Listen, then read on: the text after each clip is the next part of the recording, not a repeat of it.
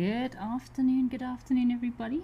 I hope you are all having a fabulous hump day so far. We have started off the show today over in Kenya at Oldonyo with a nice big elephant bull and some giraffe. Doesn't seem like these elephant and giraffe moved very far since yesterday. We also had lots of elephant and giraffe activity here at Oldonyo yesterday as well. So my name is Kerry Dupree, everyone. I will be with you this afternoon live at the Waterhole.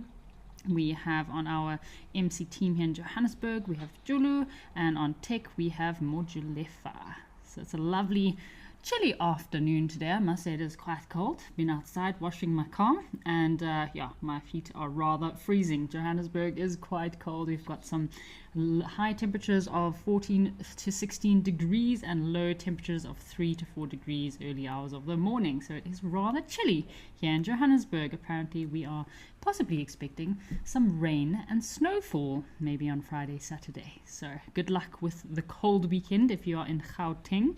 So just a reminder, folks, that this is a live and interactive experience. You can watch us on our app. If you're watching on the website, you can register to ask your questions. Let us know how your day is going, what warm snack you have close by. I have a cappuccino and I've just munched on some nuts. So a little afternoon snack. I'd love to know what you're munching on this afternoon. You can also use the QR code on screen right now, and we do have an option to send those questions through on the WhatsApp group as well. So send through those questions and comments and let me know how your week has gone so far. We've got some warthogs that have also joined us at the watering hole. So we had quite an eventful day yesterday. If I think about it now, it actually makes me a little bit dizzy. We had lots going on at our locations yesterday. I was with Nadine and we were bouncing from one location to the next. Lots of zebra activity. So here at Oldonyo there must have been more than 30, 40 zebra all congregating on this watering hole, coming for a nice drink. We had quite a few big elephant tusker bulls that were not doing a hell of a lot, but they were definitely standing around the watering hole, sizing each other up very quietly, which is always nice to have a little peace and quiet. So these warthogs have come down for a bit of a drink, and nice to see this young, looks like a female giraffe that's also maybe going to come down for a drink if we are lucky. We had lots of giraffe yesterday as well. Some breeding herds over in Tembe. So nice to see some elephant breeding herds in Tembe. It's not often that can recall seeing breeding herds in Tembe Elephant Park. Normally it's just the big bulls that come through for a visit at the watering hole.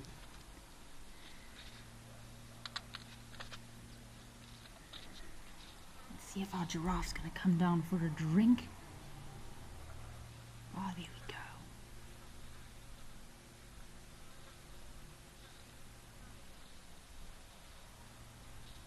So that's amazing. Oh, looks like we've got an eland as well coming down.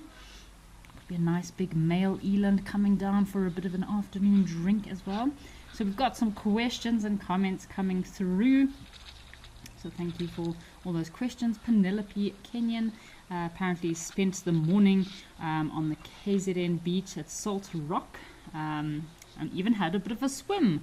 Wow, Penelope. How is your weather over in KwaZulu-Natal? I must say KZN is another one of my favorite provinces in South Africa. Do love that you can have a bush and beach experience. So I'd love to know how the weather is in Durban, and it can be quite different to Gauteng. So hopefully it wasn't too cold this morning if you were already having a bit of a dip in the ocean. Joanne Mello, thank you for comment. Happy Wednesday, Joanne, and happy hump day. I hope you are having a lovely week so far. Catherine, thank you for sending us some of your warm weather to Johannesburg. Apparently you have been experiencing a warm front, a bit of a heat wave over in Germany. 36 degrees Celsius there at the moment. Goodness, you need to get those cool blankets onto the horses and get a nice cool beverage and enjoy the afternoon heat, I guess. Let's check at this impressive male eland that's just come down to the watering hole for a drink. He's got, you can see almost like ridges and lines, all these like lines in his back there, just on his neck. Obviously He's a very big male, quite a dominant male. So obviously male and female eland do have horns. Male's horns are a lot thicker. Males are a lot more stocky in their shoulders and their necks, but he is a very impressive specimen for an eland. And our little warthogs are also having a mud bath. Wow, it's quite eventful and lots of activity going on here in Old Donyo. So Dog has sent through a comment from California. Thank you for joining us this afternoon, Dog. And Penelope Kenyon sent a comment. Apparently it is 25 degrees in KZN along the coast. So some nice weather that you're having there in KZN. I trust and believe you would not be seeing me in a swimming pool in Gauteng at this moment. It's even a little bit grey outside today, a little bit cloudy. Not swimming weather at all. This eland looks like he could have a bit of an irritation in his eye. He's got a bit of liquid seeping from his eye there. Could have a slight irritation. You can see those little fluffy armpits of his. He's got these fluffy glands, those black glands just behind his leg there. So very important in the males for scent marking purposes. And I do love how the male eland, they do have those very prominent tufts on the front of their face in between their horns there. So very thick prominent hair, also probably consisting of some preorbital glands that they'll wipe on vegetation or trees in order to mark their territory. We have Harriet Hodgen that is joining us from Cape Town. Apparently it is quite wet in Cape Town. What month are we in? We're in July, August, September. Yes, I've visited Cape Town in September before and it is miserably cold and windy. So I wish you all the best, Harriet. I hope you have a lovely day. Maybe some of that rainfall is going to make its way into Gauteng for us. This is a really handsome eland. So big male eland like this can weigh anything between probably about 600 to 900 kilograms. I think the heaviest eland bull was just under 1,000 kilograms. So they're very, very big males. And obviously they have a clicking sound that they make in their knees. It can be a bit of a contact call between each other or a way of keeping each other close by. The cartilage kind of makes a bit of a clicking sound. It's having quite a good drink. So they are very large tanned bovines. I mentioned both of the sexes do have horns and dewlaps. The male's dewlap, that flappy piece of skin under his neck, is just quite a bit longer and generally thicker than the females. Very narrow ears. And the fur or fluff on this male eland's forehead does change the older he gets. So when they're young, it's generally one color, and older and more mature these males get, it turns to this two-tone coloration. So what an impressive specimen this is. The habitat of these eland, they do primarily live in woodlands or woodland grassland areas. Do get they are quite a common species, eland, and they do gather in large herds. I think the largest herd of eland I've ever seen was about 35 to 40 individuals all in one herd.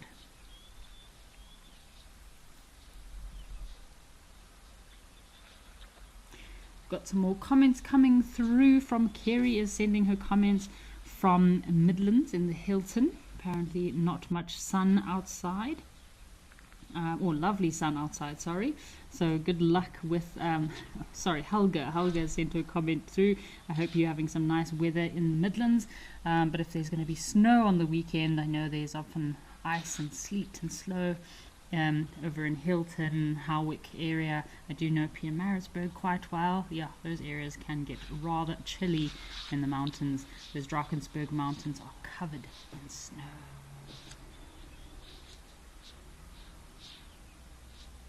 So William is asking a question about how do male elands attract partners. So yeah, the male elands, obviously it's all about genes and genetics, so the biggest males will be the only ones that are kind of eligible to breed or mate with the females. So only when they're sexually mature and of a sexually mature age will they be accepted by the females. Generally it's a lot of persistent following, so the males produce this clicking sound as well, which is in their front knees when they walk. That's a sign of maturity and dominance. It's quite unique, this clicking sound, in that it's eland are the only antelope species I know that do have this kind of signal or strength, and it's only formed when they're sexually mature, and this apparently does attract the females and also wards off rival males.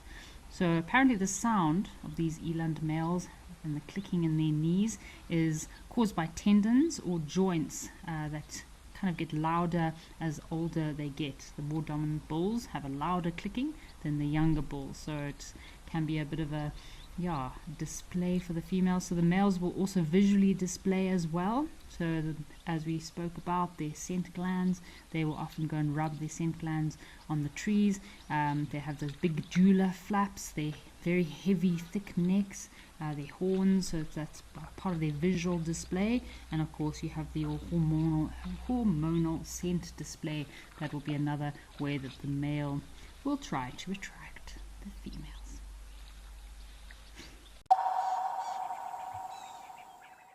Join me for a magical safari to India, a wildly exotic land of tigers, temples and Kipling. To start, we'll head to Pench and then to Doba to look for the famed Bengal tiger, as well as deer in the dappled forests, sloth bears and countless birds. We'll stay in stunning eco-lodges that blend luxury with a light footprint. Our Indian adventure culminates in Agra with a sunrise visit to the Taj Mahal.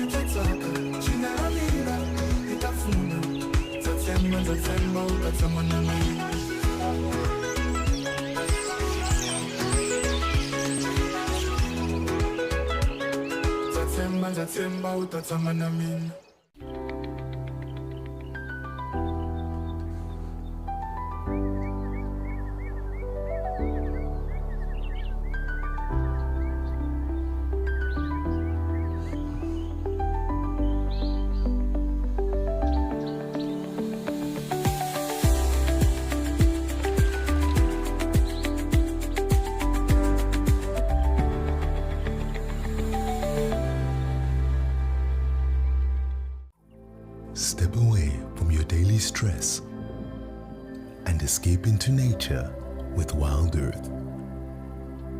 Immerse yourself in the wilderness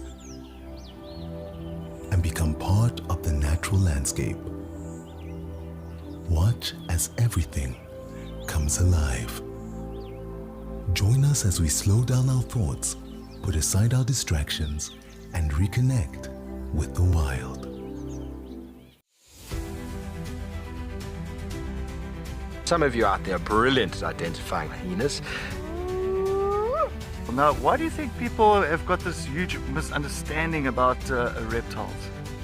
Right in front of me there was the face of an astounded buffalo bull. This is live and interactive, so everybody, if you have any questions and comments, please do send them through and let us know what you would like.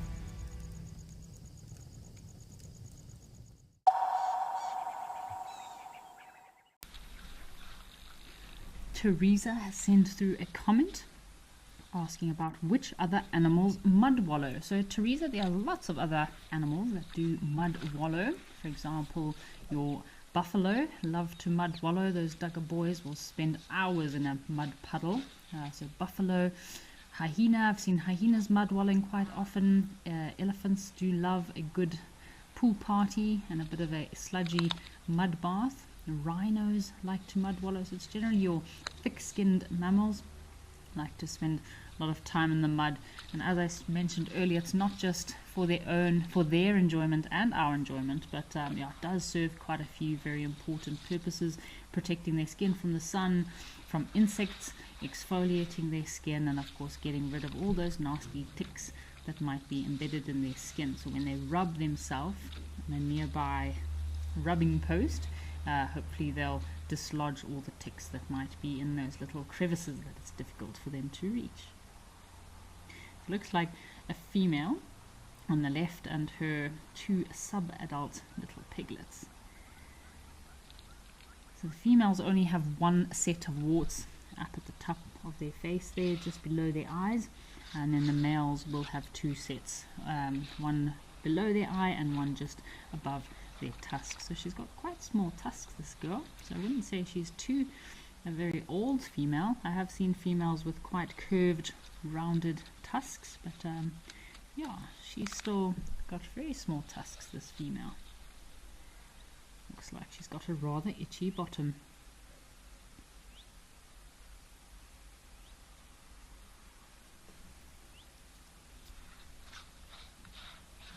Now I think these warthogs did pop into this watering hole yesterday, but it was so overladen with zebra. I was actually really surprised to see so many zebra here, that the warthogs didn't even get a chance to come for a drink.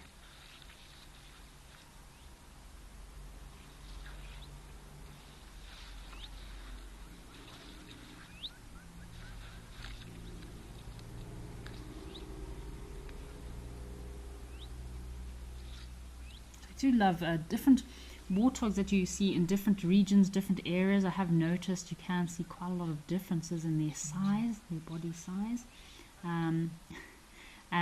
Yeah, definitely areas where there's lots of predators, lots of lions. I find the warthogs are quite tucked up, quite slender, very long legs in order to get away from the predators. And if you ever go to a reserve and you see quite tubby little warthogs with short legs, you know that there's definitely not enough predators there.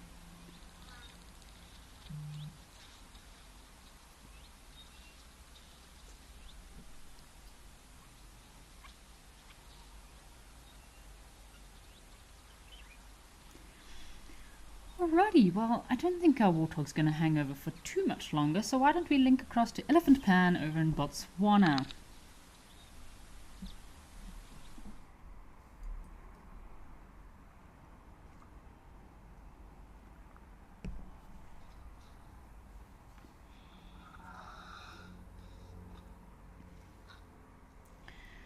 So we're here in Elephant Pan, Botswana, Moremi, or previously known as Hyena Pan. I have not seen this watering hole for quite a few weeks, and it has dried up quite a lot. You can see a little bird in the background there. So we've got our elephant and a young elephant bull that's come down for a drink. Looks like we've got some blacksmith lapwings also bouncing around looking for a lunchtime snack. This elephant could be looking for some minerals, just hanging around. What's the lunchtime now? So I do love during the day you get lots of elephant breeding herds that might come and have a drink at this watering hole and hang around for a little bit in the shade of the trees, just rest up before they head back out into the wilderness looking for another munch or watering hole.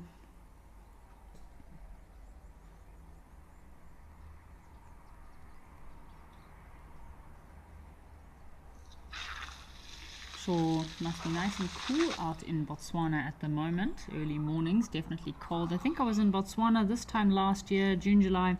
I was on a few safaris in Botswana, and I must say I was quite surprised at the low temperatures over in Botswana. It does get very cold, especially in those open salt pans. The temperature does drop very low. So these elephant bulls typically leave their breeding herds at the age of about 10 to 15 years of age. That's when they do become solitary or form kind of these like loose family groups with other bachelor bulls, and they'll roam around. Oh, looks like he's got a friend, so this could be a little bachelor group of elephant bulls. So these bulls do cover large distances in search for resources, water, and maybe some females to mate with. But from time to time you will see these older bulls playing with each other, and it does teach them a lot of really important fighting techniques, also really good for their social bonding.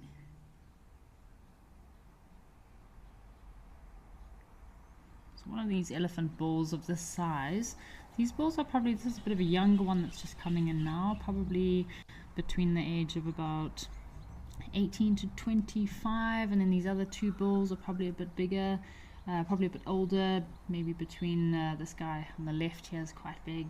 I'd say between the ages of 30 to 35 years old, and then maybe the one on the right is a little bit younger. Yeah, and a bull of this size can consume anything between about 120 to 150 kilograms of food a day. So that's of brush, of vegetation, of browse, which is around 330 pounds. Imagine feeding on 330 pounds of vegetation a day. And then they can drink anything between 90 to 100 liters of water per day. So Adam, good question. Elephants have incredible memories, so they're very, very intelligent, and they have lifelong memories. So they definitely will remember their prenatal herd, or the herd that they were born into. They can even remember other individuals that they might have come across at some stage. That's why I really love to watch the bonding when you're sitting at a watering hole like this. Sometimes you can sit for hours and not see much, and then elephant herds come in from every direction, and it's really interesting to see as they come and meet each other and greet each other, how their body language is. You can see individuals, especially in the bulls, when they meet each other, if they don't know one another, but you can see quite friendly gestures towards one another if they've possibly been in the same bachelor group before, or they maybe know the individual, or it's a relative. So very intelligent creatures, these elephants, so they can remember almost every other elephant that they've come across. They look pretty chill, these elephant bulls today. So these African bush elephants do have quite a long lifespan. So we mentioned yesterday about how a lot of animals in captivity might not mostly live longer, except for elephants. So elephants don't always live as long in captivity, but in the wild, on average, an elephant can live between 50 to 60 years of age, depending on poaching risks in the area, injuries. Injuries can also cause quite a hindrance to these elephants. You can see 3 completely different tusk structures here, so very unusual. Obviously these guys are probably not related, so you often find elephants that are in the same herd. So I've often seen calves that have very similar structure of tusk shape, length, or size of tusks than their mother. Passed down, the genes that are all passed down from one generation to the next.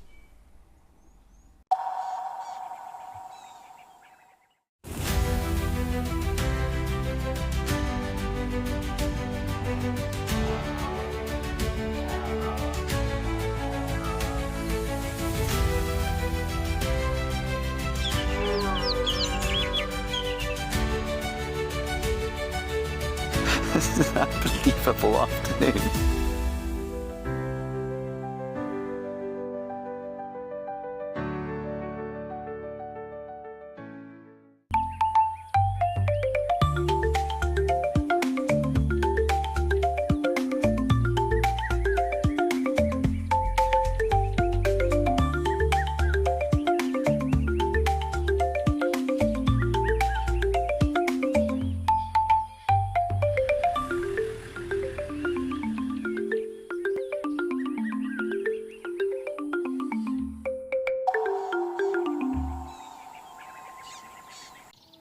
I get to wake up every morning and go out there and look for cats. I get to create my everyday safari for myself. I grew up in the sort of central eastern suburbs of Johannesburg, fully qualified trails guide and a fully qualified nature conservationist. I love the wild places. I love being in the wilderness. It's probably one of the best jobs I've ever had and probably ever could have.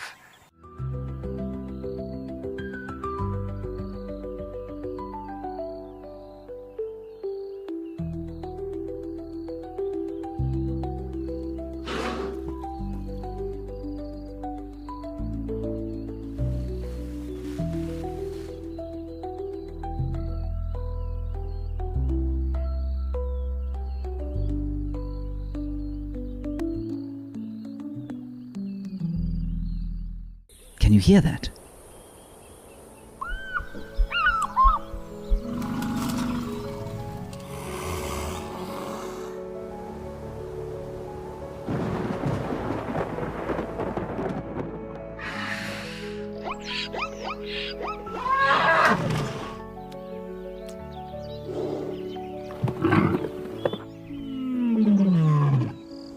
The wild is calling.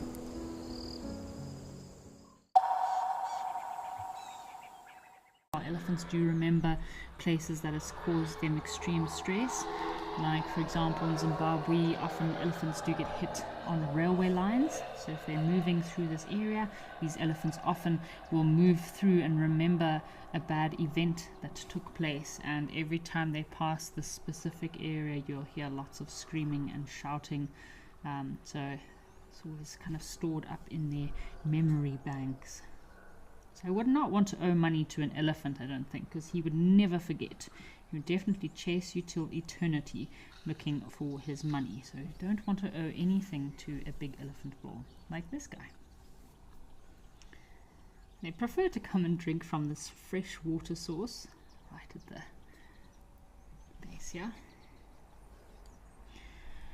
Alrighty, well, let's head back to Oldonyo, see if there's a bit more elephant activity over in Kenya.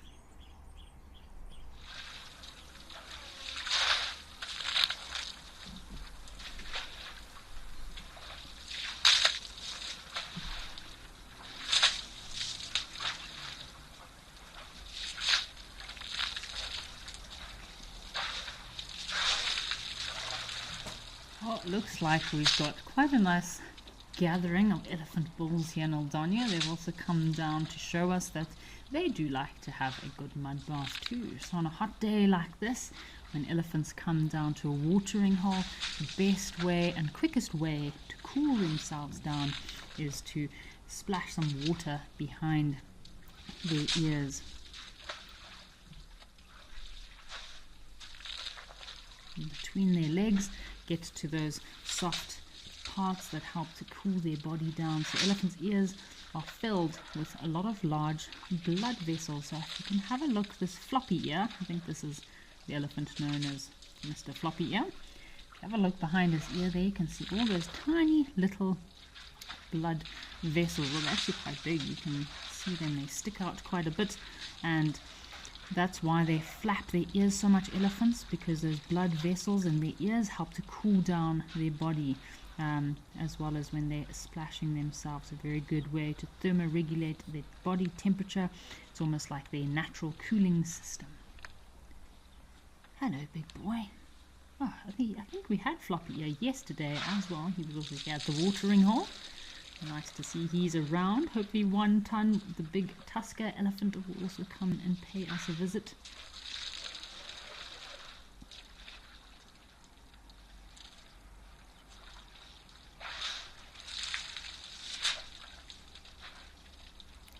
So nice to see so many big bulls. So see, this is either an entire breeding herd on its own, well, not breeding herd, a bachelor group on its own, or these elephant bulls do know each other. Otherwise, if they don't know each other, it can sometimes be a little bit of conflict when new elephant bulls come into a herd. Come to the watering hole, lots of commotion. So we have a question here from Ollie the Oxpecker. I love your name, Ollie. That is a really lovely handle that you have there, Ollie the Oxpecker. So Ollie is asking if animals ever feel the cold weather like us humans do, and if they suffer in cold times. So to answer your question, Ollie, yes, animals do feel cold weather just like we do, just like humans. So animals can feel changes in temperature, and many natural kind of habitats they do adapt to help themselves cope with the cold weather. Like I know in the Drakensberg, for example, and Eastern Cape, on those cold windy days, you'll find a lot of antelope will all huddle together and actually lie down.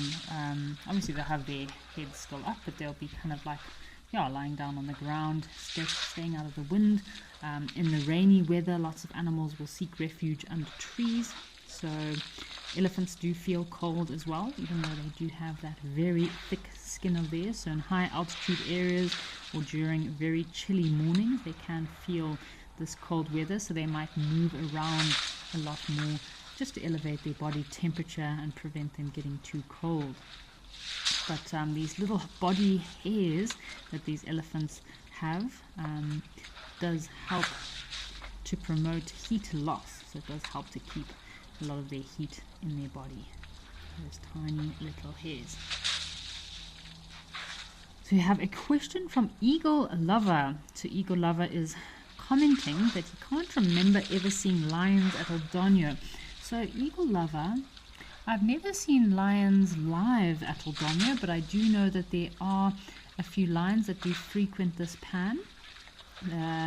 Probably about 2 or 3 months ago, early in the year, there was a female lioness with 2 or 3 cubs that frequented this pan.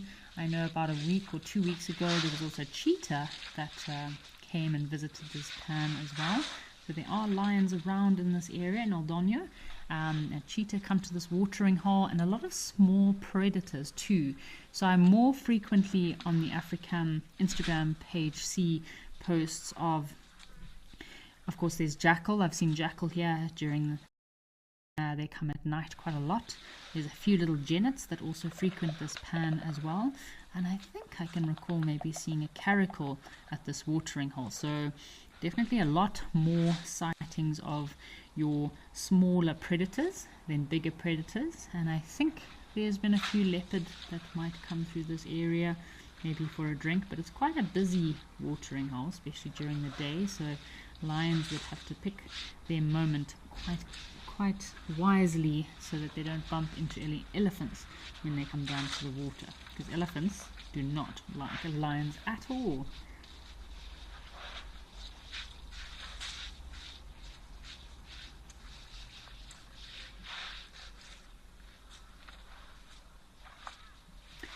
So Moonbeam Smith sent through quite an interesting comment about the elephants' trunks. So apparently Moonbeam Smith has said that their trunks are a mystery, and in one hand they drink the best water from a watering hole, but they also use the same instrument to splash mud. So actually interesting comment about that, Moonbeam. I have seen before at this watering hole at Aldonio. So after the elephant has sorry, this elephant has got a rather itchy spot of skin somewhere. So I've seen elephants at Aldonio splashing themselves with mud, and then before they drink, they clean their trunks out and then drink the fresh water. So yeah, sometimes it just takes watching and observing these animals for a bit, and you learn quite a lot. But then again, I've seen buffaloes lying in a pan or a watering hole the whole day. Obviously they'll be defecating, urinating, and then they still go and drink the same water. So sometimes wildlife, animals can be a little uncouth or do things that are slightly questionable.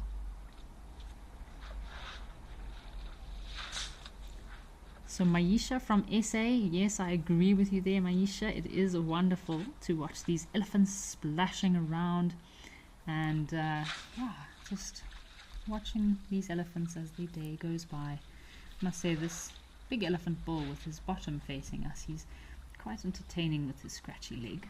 Sometimes elephants do get scratches or itches that they can't quite scratch, but yeah, I think I'd rather be an elephant with a trunk, because at least if you have an itchy eye or something with your trunk, it's easy. You can use your trunk to actually scratch any itchy spots.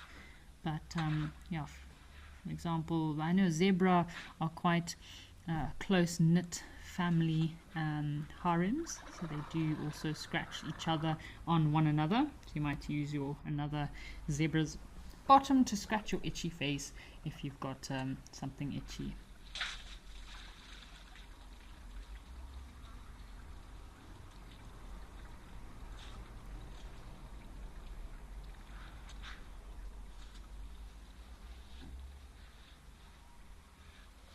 This is quite a busy watering hole at the moment. Lots of elephants coming in and out.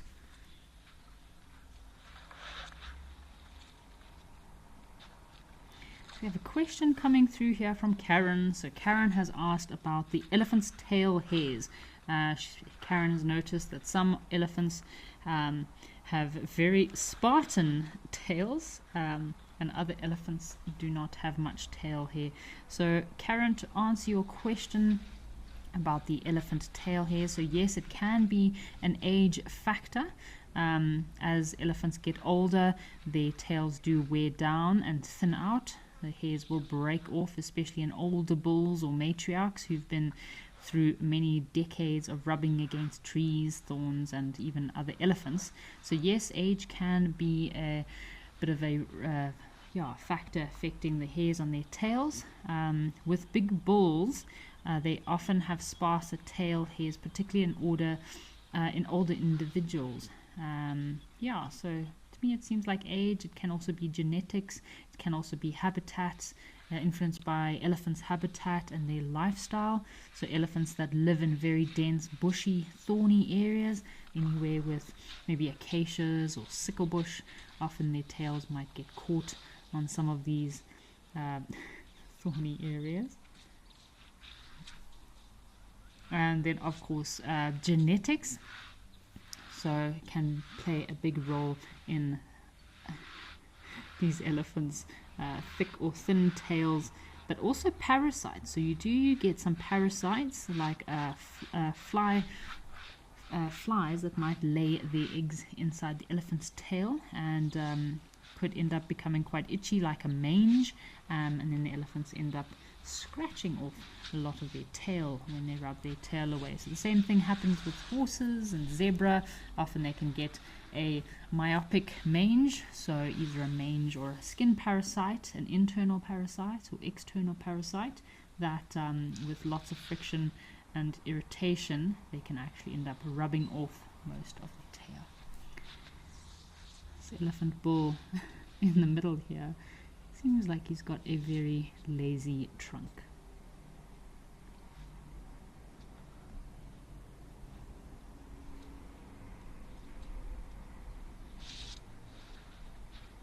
Just so magnificent watching these incredible beasts. They seem to be quite chilled. And there's a tuskless bull on the right here too. So we have a question from Leah. So Leah is asking, in which parts of Africa can we find the largest elephants? So of course, Kenya does have quite a few super tuskers. So some of the largest elephants can be found in Kenya, Botswana, in Chobe, the Okavango. Are two locations in Botswana where they are famously known for some very big elephant bulls. And Zimbabwe, in Wangi National Park and Gonorrhoea. I think Wangi National Park, Gonorrhoea, and Mana Pools are three places in Zimbabwe. I know there are some massive elephants yet left. Of course, we have some elephant tuskers still left in Tanzania. Amboseli is a hotspot for those big tuskers. Namibia, although I would say there's big-bodied elephants still left in Namibia, but they don't have very long tusks. So again, their tusks and the length of an elephant's tusk can be influenced by many different factors: habitat, environment, heat, so dry, hot environments that is lacking in lots of minerals like Namibia. Elephants end up having much smaller tusks, and of course the genes and genetics do play quite a big role in the elephant tusks. So nowadays we're seeing a lot of tuskless elephants or single tusked elephants, just like this individual in the middle of this little boy band here, and it's because there's less large tusked elephants left, and the genes of these tuskless elephants are becoming a lot more prominent. So elephants can't, there's a theory that elephants, and same as rhino, I've heard a very arbitrary theory that these animals can prevent their horns or tusks from actually growing. So horns from growing in rhinos, and elephants can actually stop their tusks growing, which is actually fictional. There's no way that these animals, it's part of their appendages, like saying us humans can stop our hair from growing. I wish we could make our hair grow more, but it's not possible for these elephants to actually prevent their tusks or horns from growing. So it's more like a very incorrect myth. So we have a comment from Mr. H UAE87. Apparently lions were seen at Oldonyo in the morning. So I don't know if it was this morning or can regularly be seen in the morning. I think if I recall, that last sighting of the female lioness with her cubs was also in the morning. So maybe early hours of the morning before this watering hole becomes too busy with animals coming through. The lions might pop in for a drink, have a good drink at this lovely watering hole. So I do love the variety when we're clicking from one destination to the next, having a look at the elephants that occur in different regions and how their tusks vary from one location to the next.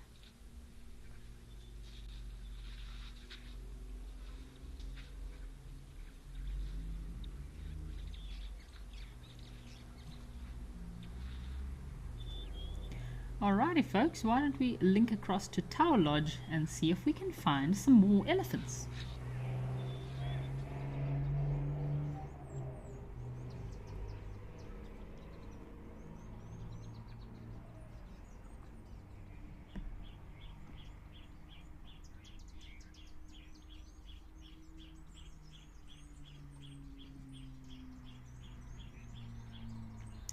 So I'm not seeing any elephants, but looks like we've got some nice breeding herds of wildebeest. I'll just come through and maybe a harem or two of zebra. The zebra look quite exhausted. Maybe they've had a busy week already. They're yawning their heads off. So Tau is drying up quite a bit. I have been off live at the waterhole for a short period, about a month or so, and it's crazy just in a month to see how the locations have changed. A lot of these watering holes have dwindled quite a lot. You're getting a lot of these muddy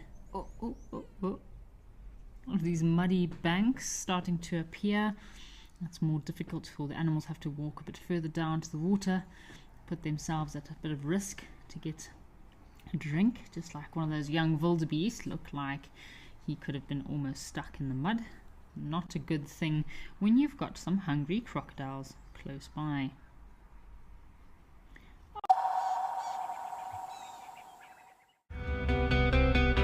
I feel it is a rosetted morning for us. So yes, let's see what we can find.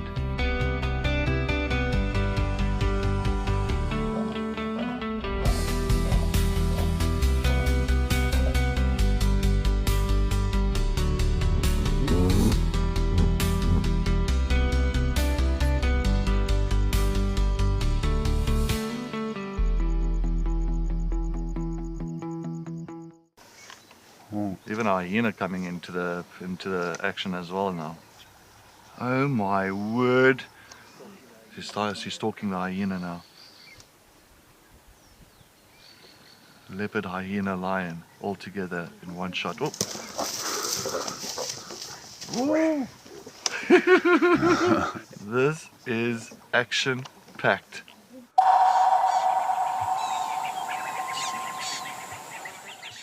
Best sighting I've presented. I found myself with wild dogs.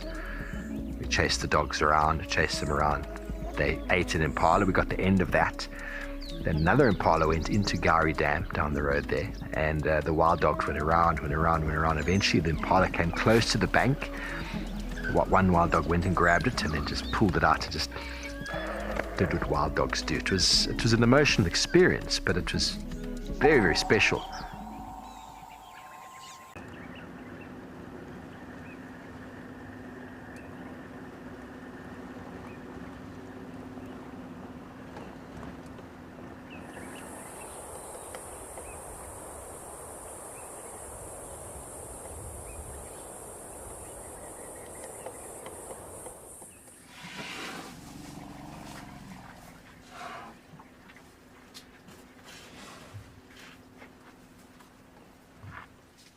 Out here, every wild moment counts, and as a Wild Earth explorer, you will not miss out. Watch the Wild Earth channel ad-free 24/7, and you can even rewind if you have missed out on something. Enjoy the behind-the-scenes video clips as well as fireside chat, or get the early offers on our travel experiences. It's the best way to stay connected and be part of the Wild Earth family.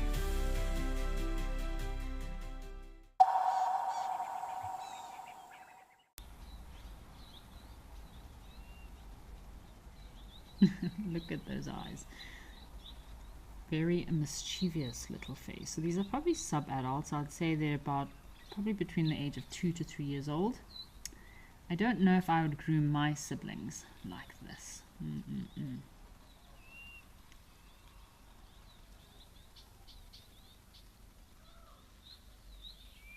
So baboons are known to be quite notoriously, what's the word? Mischievous. Very mischievous and intelligent primates. In some camps I've stayed in, they actually have learnt how to zip open your tents and even slide open doors. They can even get into your kitchen. I know at Juma, when we were still at the original Juma base, there were some vervet monkeys that would send the youngsters into the kitchen. So obviously the adult vervet monkeys are not big enough, or they're too big to squeeze through the windows, so they'd send the little vervet monkeys into the kitchen to help themselves to whatever fruit or vegetables are available or lying out somewhere in a fruit or vegetable rack, and they actually go and steal the food and give it to the parents outside. So same as baboons, these baboons are very intelligent. They can break into any they definitely break their way into a lot of different places. I know then in some areas they can actually open door handles. I know they're quite a big problem in Cape Town as well, even getting into motor vehicles and stealing food. So quite a menace. If you ever go to Victoria Falls, never walk in the streets with a plastic bag, because they know that there's something in that bag. So we've got some impala coming down to the watering hole.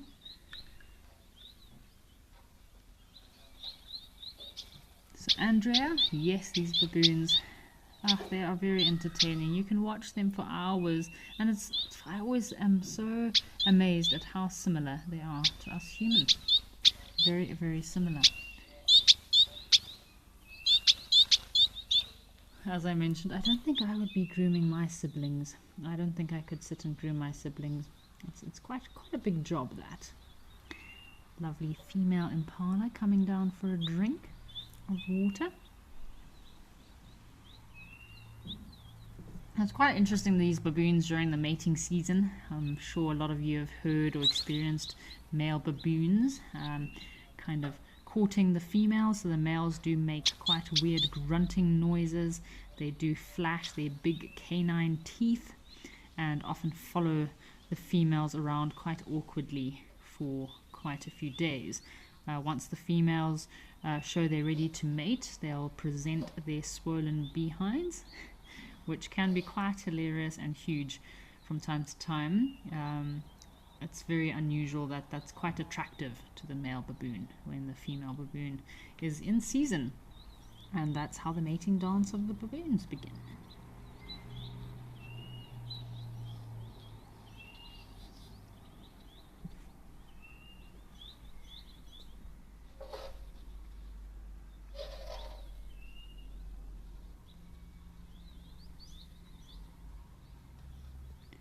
Oops, looks like some monkey business going on here. So it must be the whole troop of baboons have all come down to visit. What a lovely sight this is. So these little baby baboons can be quite clingy to their mothers. I'm sure we're all very aware of the screeching sounds of baboons. Can be quite a lot of commotion when these baboons are separated. Little baby baboons are separated from their mothers. As they get older and older, they kind of start to explore a bit more and not as clingy on their mothers. They do end up getting themselves into quite a lot of trouble, these baboons. The males often have to discipline them or put them in their place.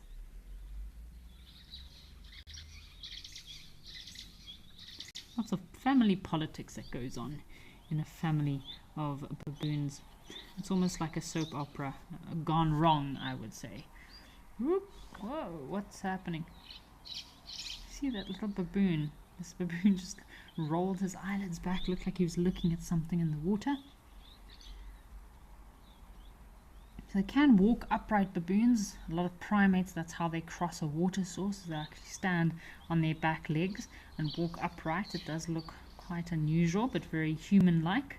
They have quite a serious expression on their face as they're crossing a water source. It takes quite a lot of concentration for these baboons to cross a water source on their back legs like that. But yeah, from time to time you even see baboons standing up and carrying food in their arms when they've probably stolen food from someone at a supermarket. Naughty little guys. So apparently grooming in baboons is almost like their downtime. It's very good for their hygiene, their social bonding and social rituals. Oh, check at this guy. Oh, wow. He's got a bit of a ripped nose there. Oh, wow. It's probably quite a big male, adult male baboon. It looks like he has tell a few stories. I'd hate to see what the other guy looks like. So that could either be from another baboon from a fight. Maybe he got bitten straight on the face. Oof. Or it could be an injury from other natural causes.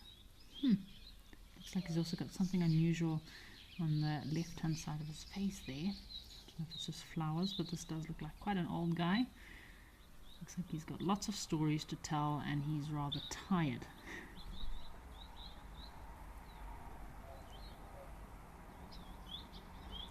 So Karen, it is lovely to see these baboons close up, but I must say this is not the most attractive baboon I've ever seen. He's, yeah, does look like he's quite old. He's getting tired too. Better watch out. If a younger, stronger male baboon comes into the area, he could be a chance he could end up taking over this troop. So he's got something unusual. I don't know if this baboon's got an injury on the side of his face here, but there's definitely something rather strange going on with his face. What has happened to you? He's got an infection. He's got some sort of... What's going on there? Could be sick also. He's looking a bit thin and gaunt in his legs. Let's see if we can get a close-up look of his face. Again, I think he could have been in a fight, this guy. Is that an infection? Very unusual yellow stuff on the side of his face. If any of our viewers have a better... I know you have some giant TVs back at home. If you can get a better angle on this unusual stuff on this baboon's face, please feel free to send through your comments of what you think has happened on this male baboon's face. For years we've shared virtual wildlife. Now let's experience it for real. I'm Lauren Arthur and I'd love to show you my amazing home here in the Greater Kruger of South Africa. This 5-night journey is an exclusive connection to my piece of untamed Africa. I live here in these gorgeous landscapes surrounded by epic wildlife. The wild is calling, so come and join me. At Wild Earth, we believe every story has the power to create change. That's why we've launched the Wild Earth Impact Foundation, a non-profit dedicated to conservation and social impact. By showcasing conservation stories, we can change lives, protect nature, and empower communities. We have partnered with Empowers Africa to accept tax-deductible donations from US donors. Your donation will help fund critical programs that support our mission. Join us and be part of the change.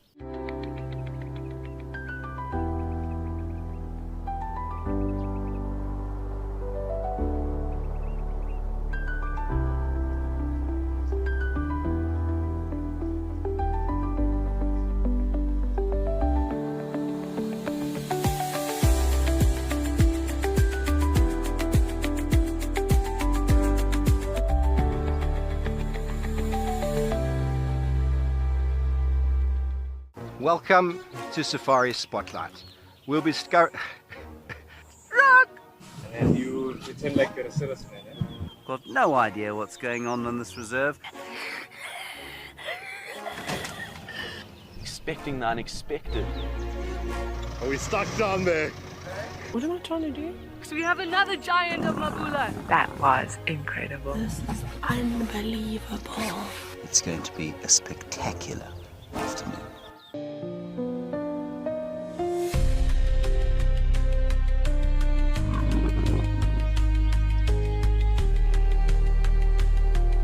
We are here with a male leopard.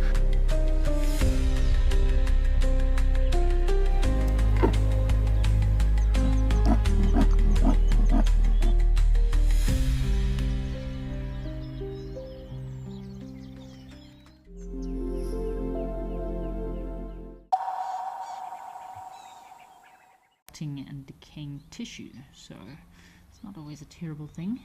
So we've got two different generations of baboons here, and an impala also coming to visit. A very curious young baboon on the left hand side that has got a very large belly.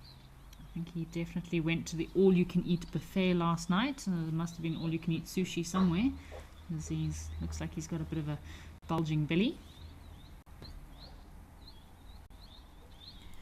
So Candy is asking what happens to baboons when they get kicked out of the troop. So Candy, once these male baboons, or they're also known as dogs, the big male baboons in a troop, once they get kicked out of the troop, they'll often roam around by themselves. That'll probably be when they're no longer able to maintain this family group, and sometimes they live out a few more years on their own, but often they will be taken out by predators. Yeah. And if you're ever on safari and you see some baboons, so often you'll also see, so the different collections of baboons, you obviously have the baboons that are in the troops, the big males, but you'll sometimes see big male baboons, maybe 2, 3 or 4 of them, all roaming around in a bit of a, they look like a police brigade walking in a line in an open area. These are scouts. So you often see those male baboon scouts that, or you can even have one of them as well. It can be anything between 1 to 5, 6 males that will go out, and they're basically scouts looking for new territories that have good nesting trees for them for roosting at night, watering holes, food sources, no danger, lacking of predators. So this is what the baboon face should look like, unlike our previous male that looked very scratched up and injured. See, he's got those modified brow line baboons, so they have these, quite cool to see him lifting his eyelids back like that. So yeah, he's got a bit of a modified eyebrow, these baboons, and that is to keep the sunlight out of their eyes on a very hot day. They also have those modified snouts, very dog-like, where also helps them for feeding purposes, and to house those very strong, powerful canines that they have. You do not want to be bitten by a baboon. They have very, very strong teeth. They rip dogs apart for fun. So Victoria Falls, place that I grew up in Zimbabwe. Baboons and humans, we live together in harmony most of the time. And yeah, often baboons will get into people's gardens, and altercations with baboons and dogs are very common in places like Victoria Falls, even Botswana, all these areas where people and wildlife live closely together. And yeah, a big male baboon, it's nothing for him to rip apart a small dog. So you don't want to get into a fight with one of these guys.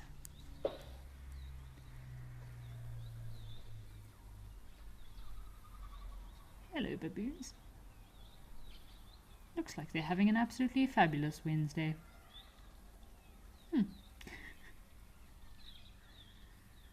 So there's a bit of hierarchy behavior going on here. So the bigger, older male baboons will expect to be groomed by the younger individuals in the troop, and it's a good way for these younger individuals to gain favor with the bigger males. So in a way, it's kind of like baboons sucking up to one another.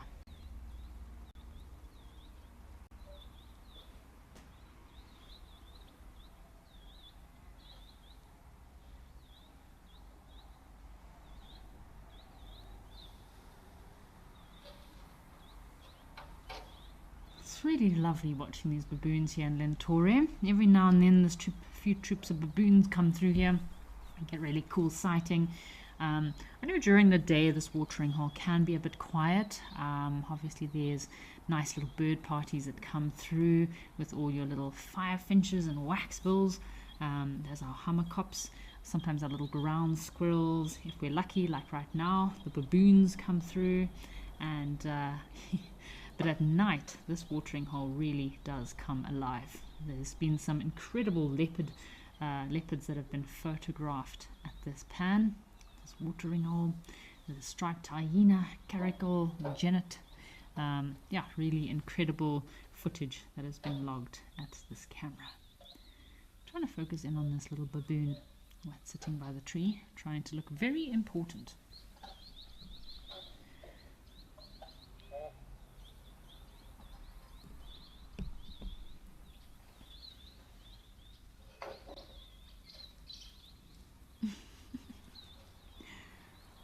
Very big thanks to our Zoomy here in Lentore for all this work on trying to get these nice close-up shots of our baboons.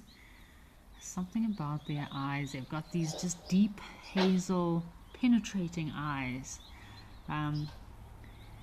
Yeah, incredible with these primates. I must say I have the same feeling with gorillas. There's so much depth in the face of a primate like a baboon. Chimpanzees and gorillas also have such very human-like facial features and mannerisms, and I really do love spending time with gorillas. I've spent a lot of time in West Africa with your western lowland gorillas.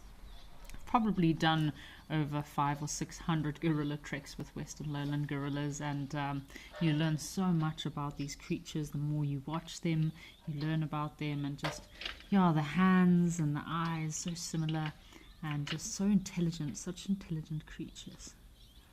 This guy is probably thinking about what havoc he can cause next.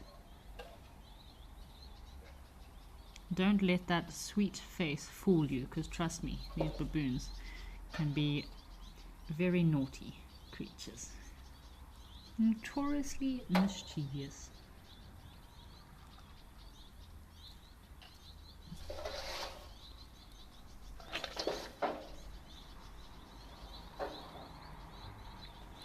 So VC, thank you for your comment there, VC, about how unusual it is that African predators and primates have quite thick fur in such heat. So VC, if you notice baboons, I have noticed baboons in different areas. Oh, look at this baboon. He is probably trying to dig a thorn out of his foot. Look how similar that foot is to our hand. Isn't it crazy? So yeah, VC, in a lot of areas like Cape Town, I do notice that in areas where it is colder, baboons might have thicker, darker fur. Like Cape Town, those baboons I do notice have much thicker fur than a lot of the baboons maybe in Zimbabwe, Botswana, or in areas that are more arid and dry. So have a look. So baboons' hands are very similar to ours, but their feet are slightly different. Their heel is quite a bit further back on their foot, and then their toes very far forward. So yeah, very unusual. I love hands. Primates' hands are quite an interesting thing to take photos of.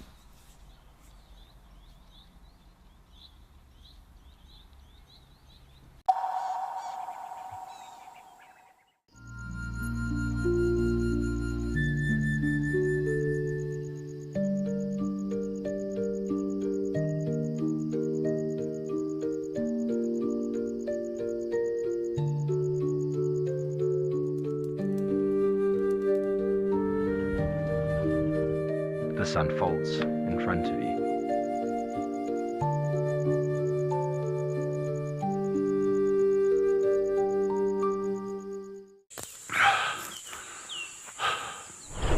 What does it take to handle the wild? Balance. Determination. Focus. Yaku!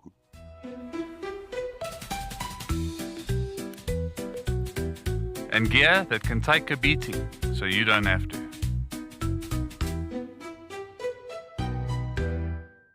My full name is Mpho Tikani. I grew up in Soweto. My first animal that I filmed said dog. Okay, no, wait. My first animal that I filmed, I think it was an impala. Best sighting ever, I would say it was actually this year, 2024. But it was this Cedric when we had Mulwati and TP on a warthog kill. I think we have to cut it.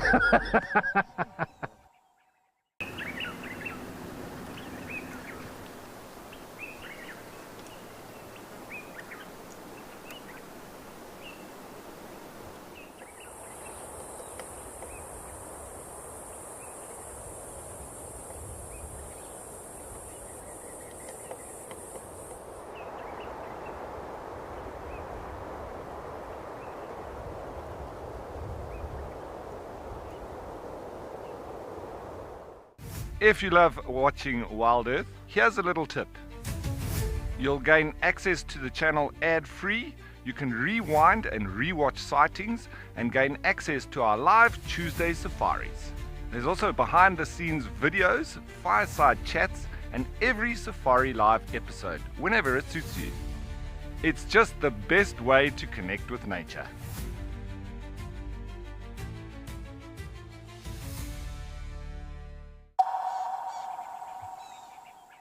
Those chicks and eggs, a very good source of protein. I'm sure we all know eggs are great. Baboons love them too.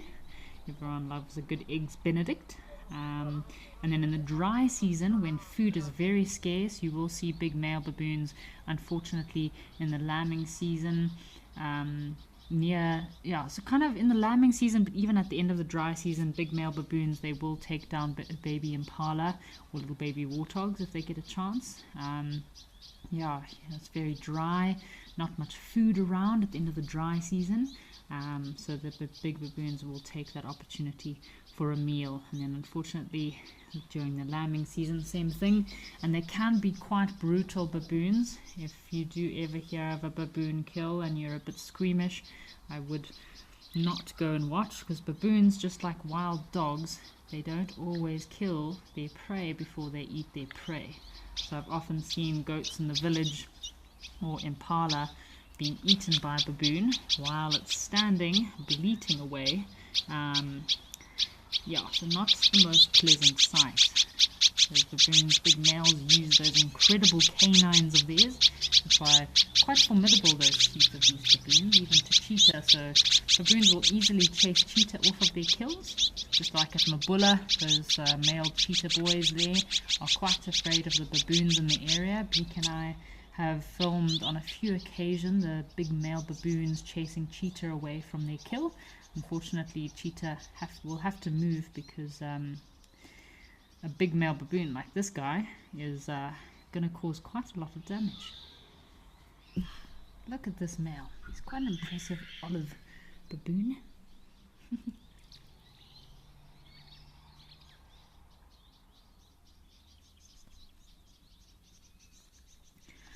Alrighty folks, why don't we head across to Camelthorn over in Botswana and see what is waiting for us there.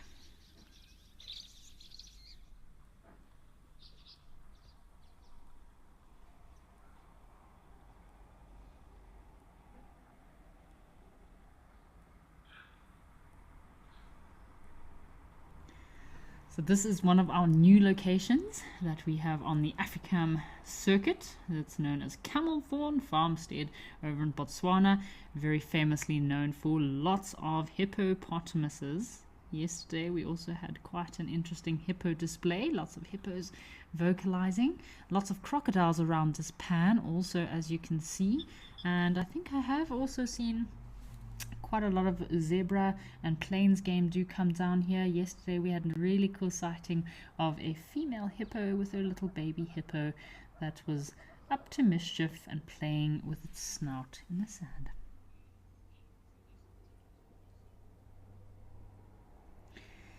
Sorry folks, I think we had a slight challenge with our cameras, so we have linked across to Jackie's pan over in Sabi Sands. We'll just hang out here and see what we can find while we get those cameras up and working. So we'll answer a question. I got a question here from Mahiking. sorry if I pronounced that incorrectly, from Gauteng, South Africa, is asking about Kenya, what the weather is like in Kenya, if it's very hot, and what the temperatures are like. So just to answer your question about Kenya and the weather in Kenya, so right now, obviously in early July, Kenya is in its cooler dry season. So in some parts in Central and West Africa, they might have different seasons to Southern Africa. I know in West Africa and the tropical rainforest, they actually have 4 seasons. Alrighty folks, we've got Lentore back. It's our only stable feed at the moment, so let's go check out our baboons and see what they're up to.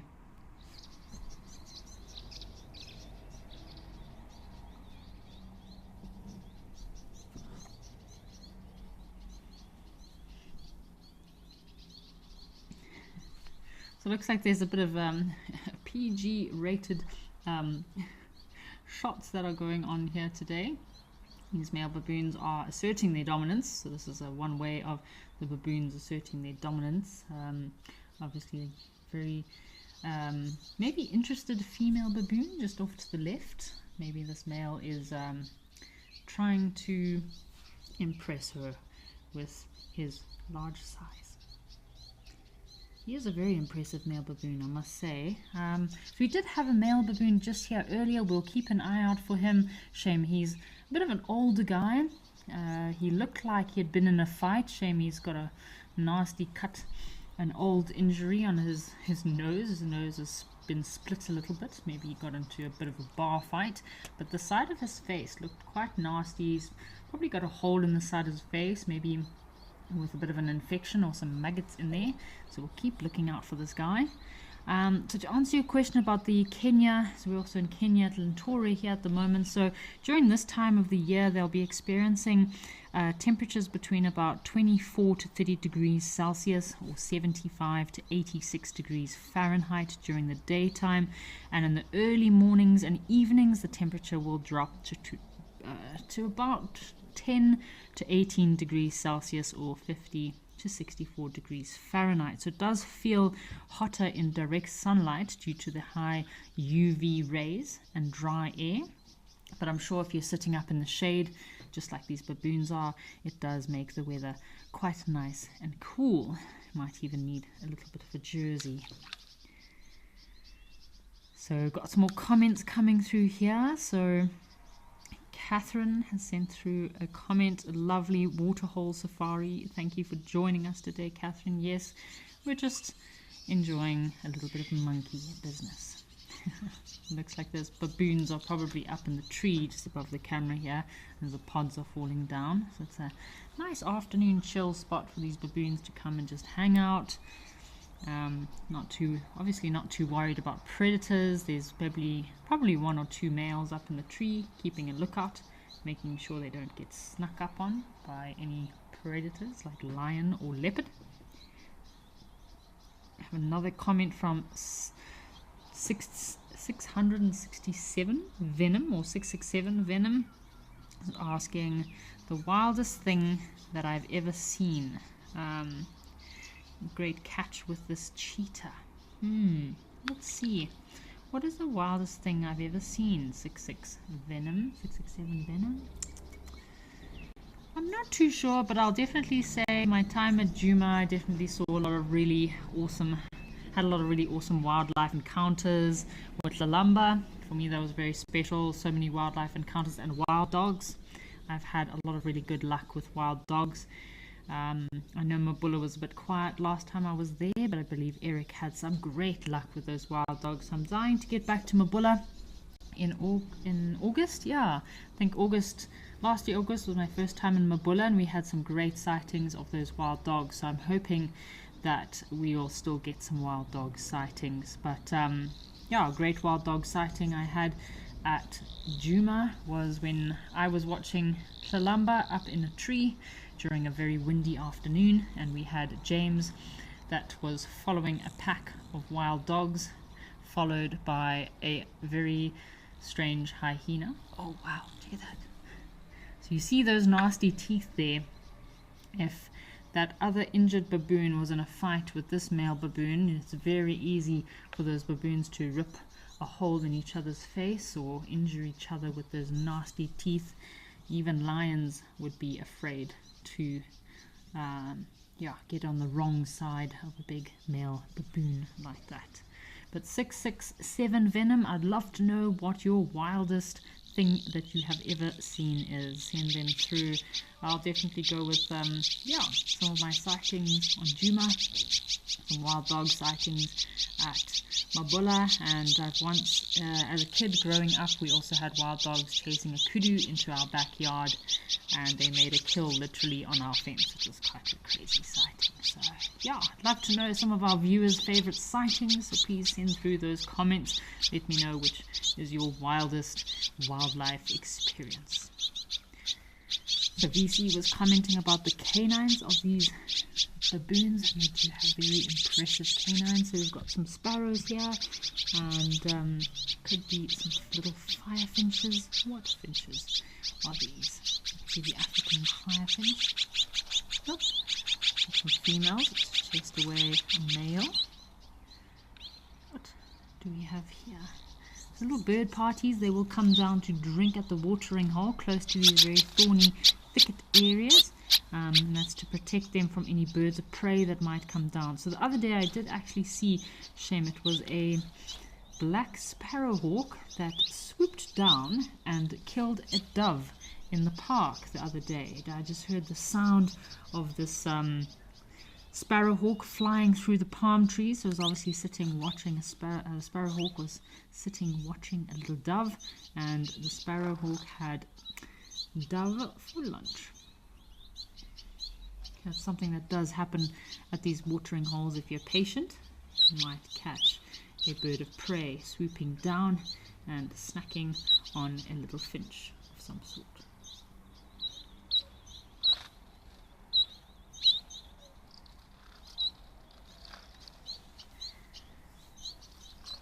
Alrighty folks, let's head across to Serendella and see if there's some elephants waiting for us.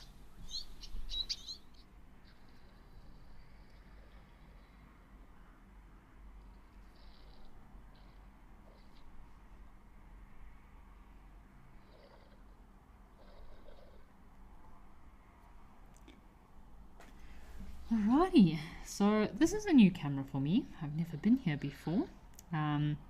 But yeah, looks like it's a very busy watering hole. Looks like lots of elephants come down. So often when you're out in the bush, if you're on a bushwalk, interpreting the signs of nature and what's around you is very important. For example, if I was on a walking safari and we came up to this watering hole, I would definitely be very cautious and keep my eyes open at all times, because the last thing, often when you come down to a watering hole, everyone gets very excited and very distracted with what's happening. Maybe there's nothing at the watering hole, but you're looking for tracks. Maybe you found some feathers, you found some hornbill excrement from a tree where hornbills were nesting or something, but you often get very distracted and you don't keep an eye out for what's happening around you. So that's why I love walking safaris, where you can have a backup guide to, while the lead guide is interpreting the surroundings or vegetation or looking at some tracks, your backup guide is constantly looking to see what's happening, because often what happens is you're looking at some tracks, not paying attention, next thing a herd of elephants or a grumpy elephant bull comes up right behind you, and you do not want to be stuck in that predicament.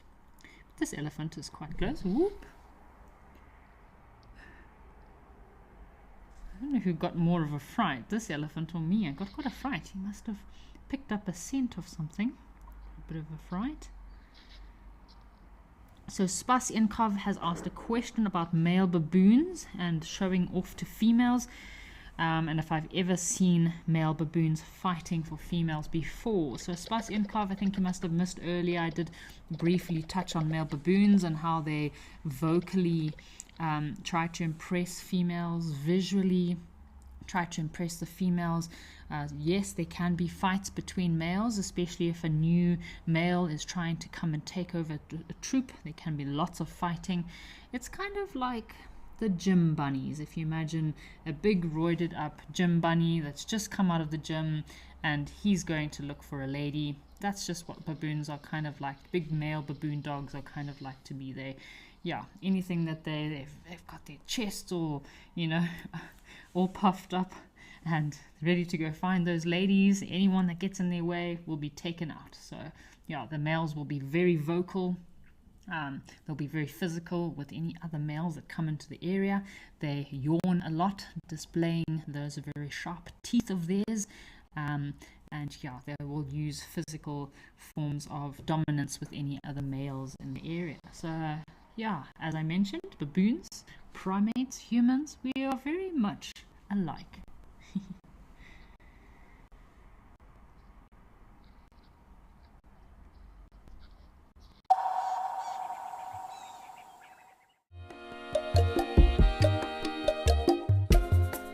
My name is Amy, and today we're going to be doing things a little bit differently.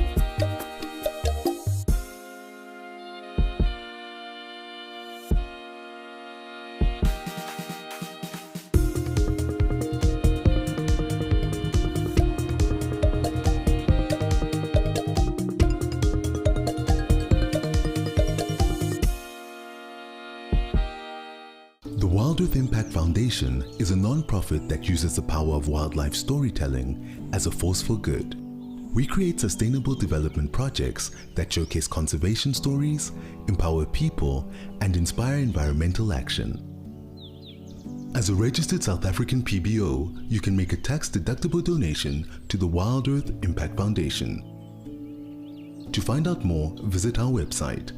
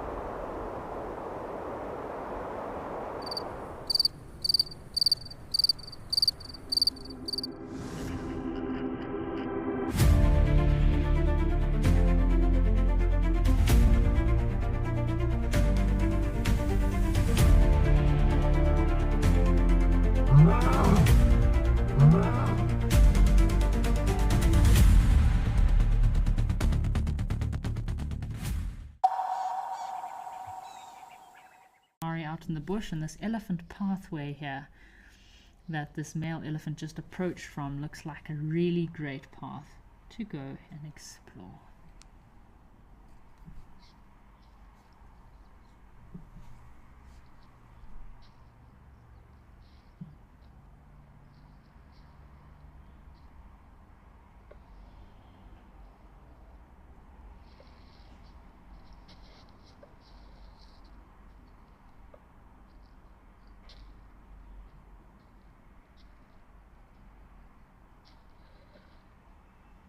Oh, what are these elephants up to?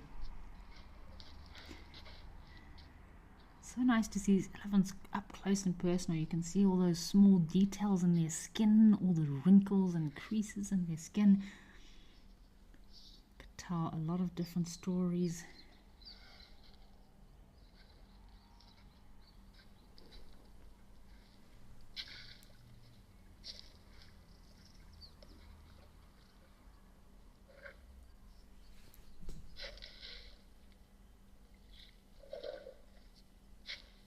I can't quite see anything now, but we're talking about earlier elephants that have tiny little hair particles, and how, you know, those hairs, tiny little hairs on these elephants, they're quite thick, coarse hairs, although you can't really see them too well all the time.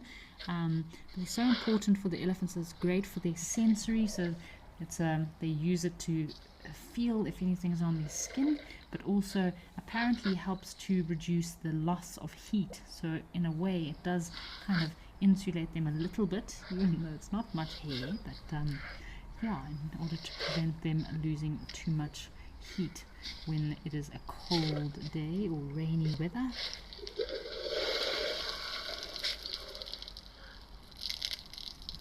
So Spas Inkov, thank you for your question. So this is my first time coming to this camera. Ooh. Check at these elephants. I feel like it's turned into a bit of a drinking competition. They're like, I can drink faster than you can. No, I can drink faster than you. So Spas Inkov, I'm not actually too sure what other animals do come to this watering hole. If anyone wants to send comments of some wildlife they have seen here, please feel free. But does look like a very busy elephant watering hole. I wouldn't be surprised if buffaloes come down here. It is in a thorny bush, so yeah, I've probably got some every now and then, maybe some small game, impala, bushbuck. It's a nice thick area for bushbuck, perfect little watering hole. The baboons would probably come down here in the late afternoons. What else might we see here? Looks like perfect leopard territory as well. Maybe some lions on their way through as they're looking for a kill. Oh, these elephants are having a bit of a fight.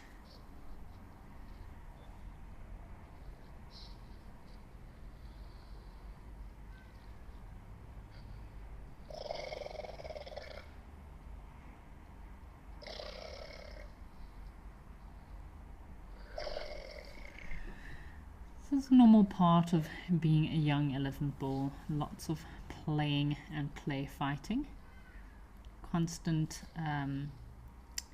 fighting for dominance between these younger bulls. Dominance and respect. And again, it will help them to develop their coordination, so that one day when they do find themselves in a fight with a bigger male, they will be quite well orientated and coordinated with fighting off an enemy. Oh, it looks like we've got some grey lowries. A grey go-away bird that just flew up into the tree. And this is a perfect rubbing tree. So if you have a look, this tree is probably very smooth. Nice little neck rubbing branch for elephants after visiting the watering hole.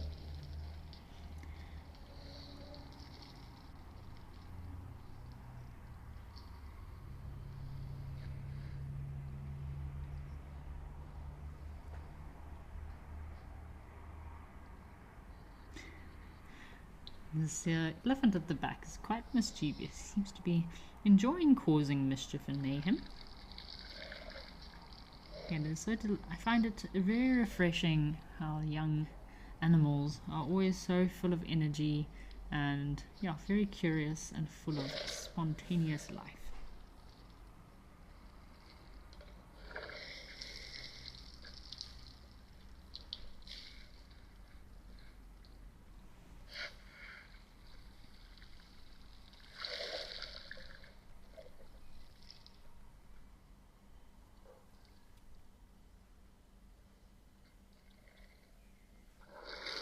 The skin of these elephants, we were talking about their skin earlier, we could see these elephants nice up close and personal.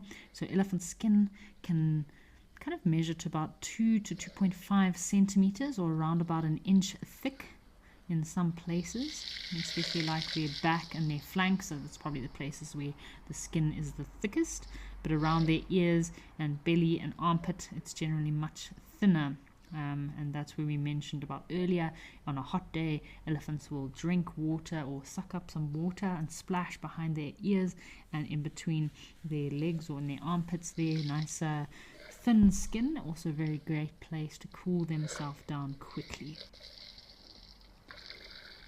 So even though the skin of these elephants is very thin in some areas, it's still very sensitive. Alright, let's head over to one of our other locations, folks, and see what else is out there today.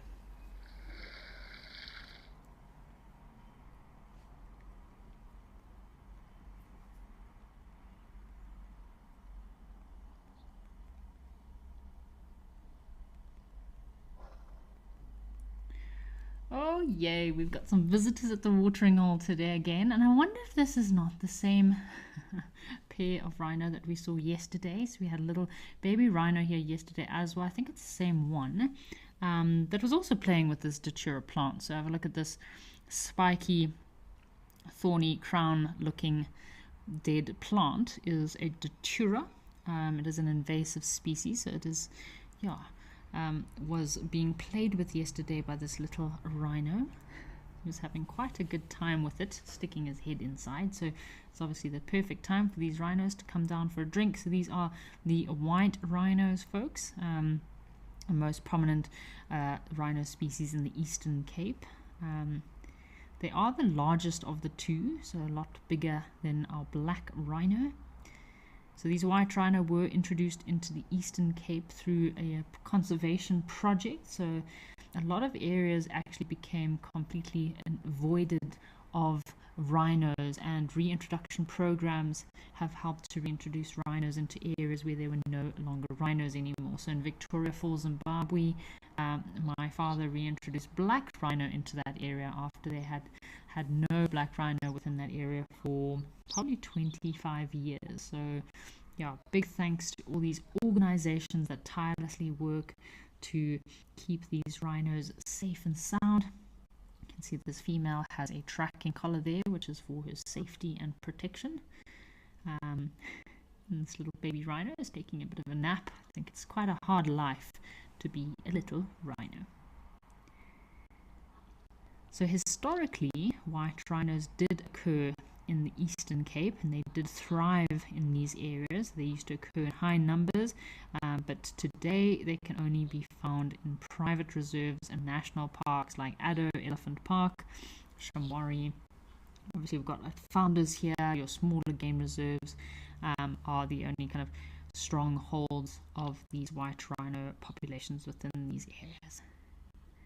Got a little Cape wagtail also roaming around on the bank. These white rhino are grazers. We had quite a nice sighting yesterday of both of the female rhino and the little one with their wide lips. They were looking at us for a very nice close-up.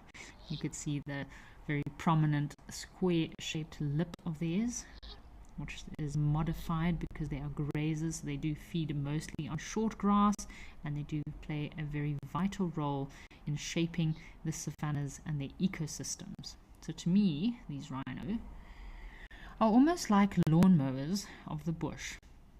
They do create a lot of space for other grazers to come through and feed once they've been in an area, as well as birds to come down and breed in these open grasslands.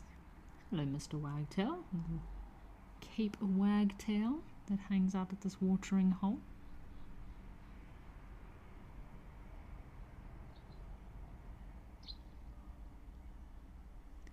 See a few flies on her neck there. I've just got a little bit of an injury or wound. So rhinos do also have very thick skin, quite difficult to penetrate, but yeah, they are very resilient. They do heal quite quickly as well.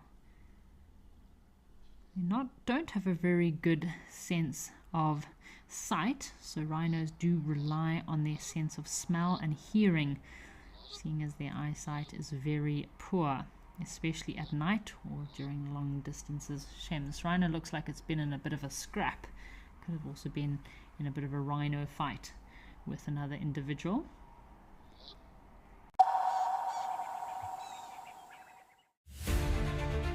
I met this remarkable rhino bull, whose name is Samson, last year in a place of extraordinary beauty, history and story. I'm going back there to see him in October, and I think you should come with me to his mysterious mountain fastness.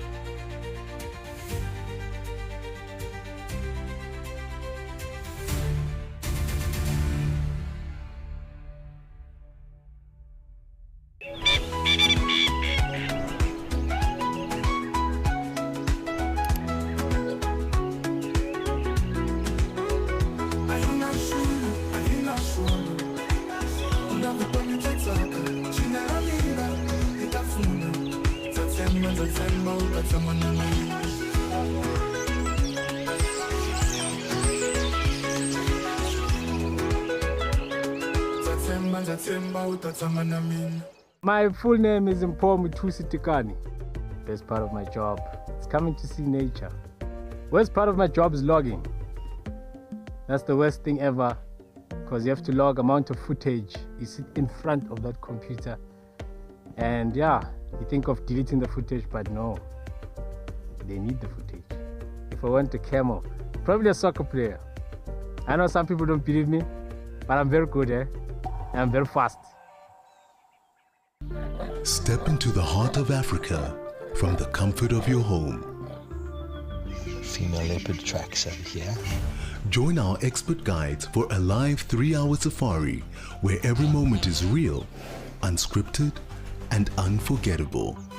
Ask questions. Animals rely on their senses. Share your thoughts and be part of the experience as we explore together. Safari Live.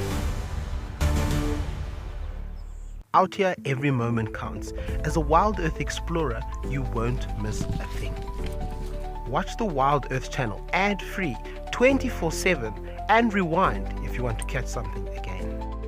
Enjoy behind-the-scenes videos, fireside chats, and early access to travel offers. It's the best way to stay connected and be part of the Wild Earth family.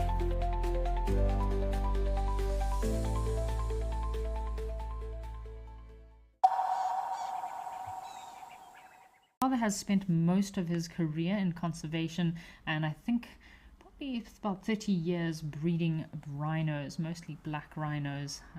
So yeah, very big shout out and big thanks to all those conservation organizations and anti-poaching units out there that work tirelessly to protect these endangered species.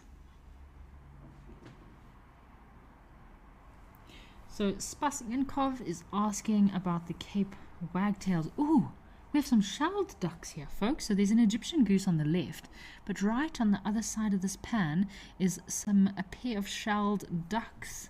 S-H-E-L-D, shelled duck. So this is the female with the white head that's in the water, and the male has the grey head, I believe. Isn't that crazy? I've never seen shelled ducks here before. Normally we see shelled ducks at Tau.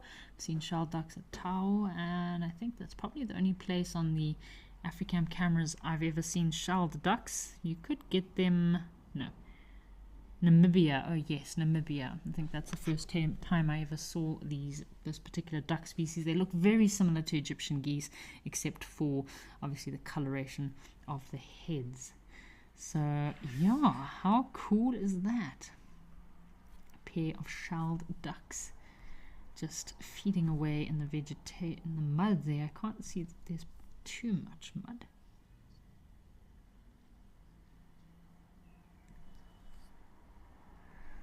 Alright folks, I think I'm really excited about our shelled ducks, but our injured male baboon that we saw earlier at Lentor has come back. So why don't we link across there to see what's up with our baboon? And again, please viewer discretion is advised. If you are a bit sensitive, maybe just go make a coffee for a moment while we check out this baboon.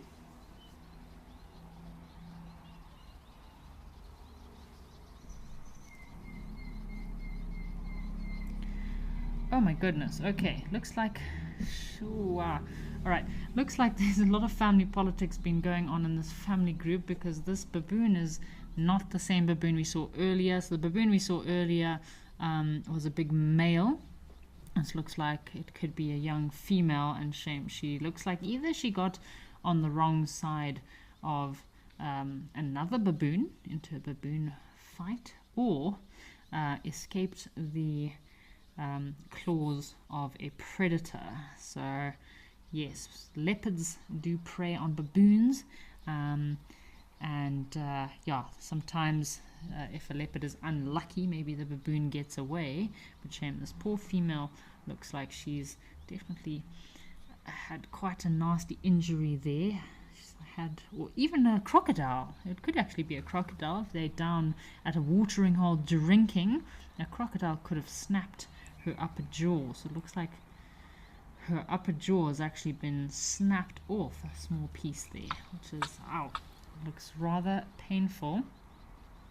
But again, nature is very resilient, so she'll probably be just fine as long as she can get in enough food and enough water and still be able to drink. Wildlife lady, yes, those ducks, those shelled ducks are very pretty. As I mentioned, it's spelled S-H-E-L-D, shelled ducks. Female has the white head, male has the grey head. So very cool to see them in the Eastern Cape. My first time seeing them there at Founders. And Jive Bunny said he loves shelled ducks as well, and the shelled ducks do remind him of Dylan on Wild Earth. Jive Bunny, you'll have to send that story to us. So have a look at these olive baboons. So these olive baboons are slightly different to our chakma baboons, so unfortunately, very sorry folks about that injured baboon we had just now, but it is nature and things do happen like that. Again, as I mentioned, she should be fine as long as she can still eat and drink. Nature has an amazing way of always surviving in the wild.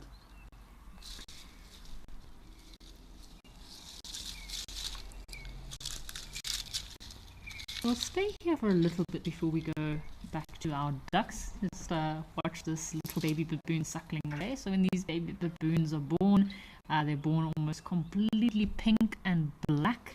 I remember the first time I saw a little baby gorilla, I actually thought it was like a melon. I thought it was a tiny little hairless melon. So they're not too pretty when they're small, but they definitely get cuter as they age. These male baboons are giving us a bit of a daring glare. I'm hoping we'll see our other baboon that has the injury as well. So it could be that this is a very big troop. Maybe there's too many males and maybe there's been lots of fights and altercations. But if any of our viewers want to send through your comments of what you think happened to that baboon with the partially missing jaw, please feel free to send through your comments.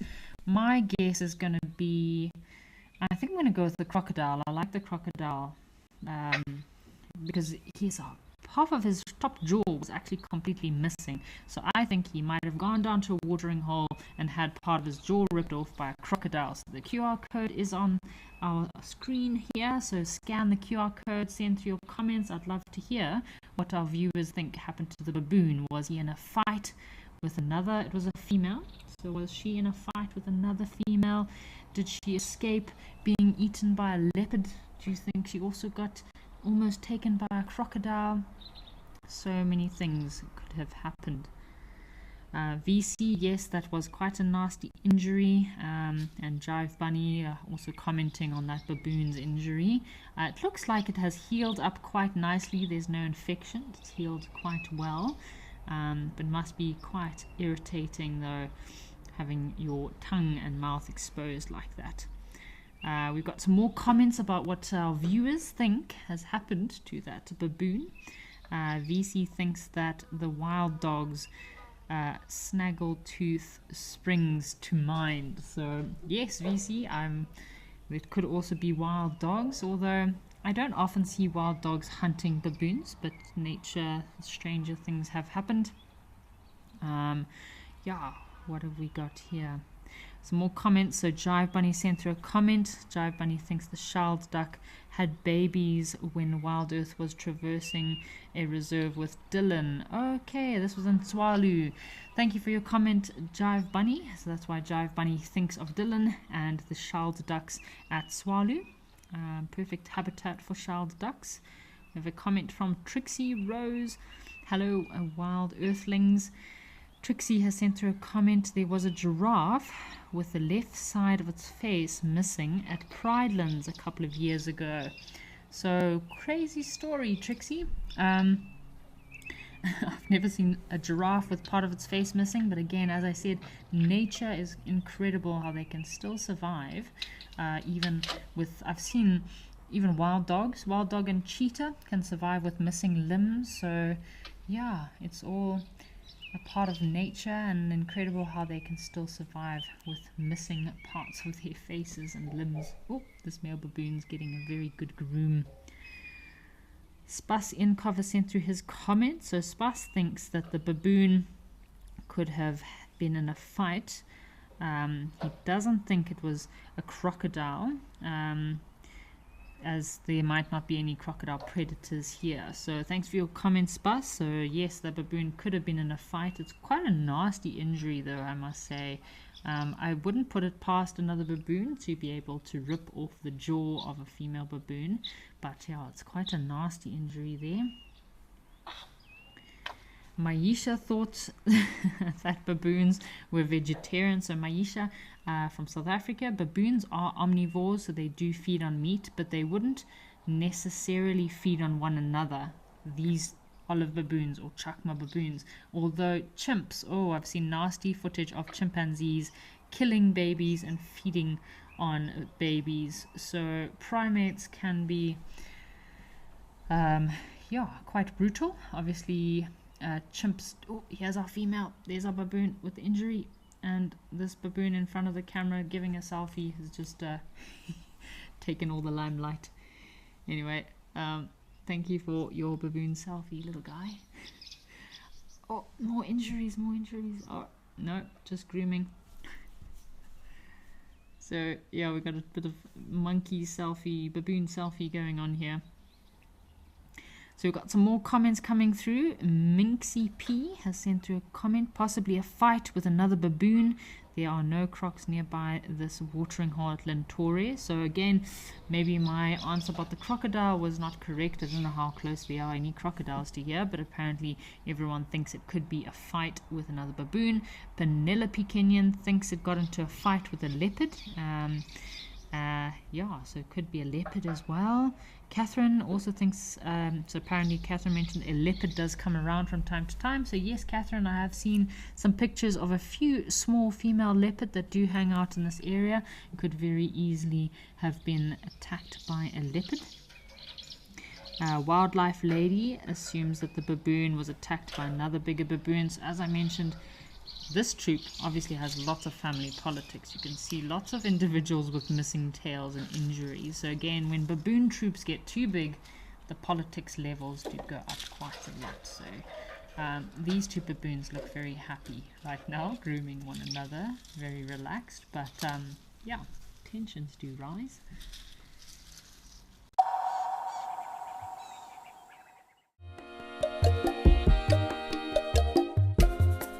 My name is Amy, and today we're going to be doing things a little bit differently.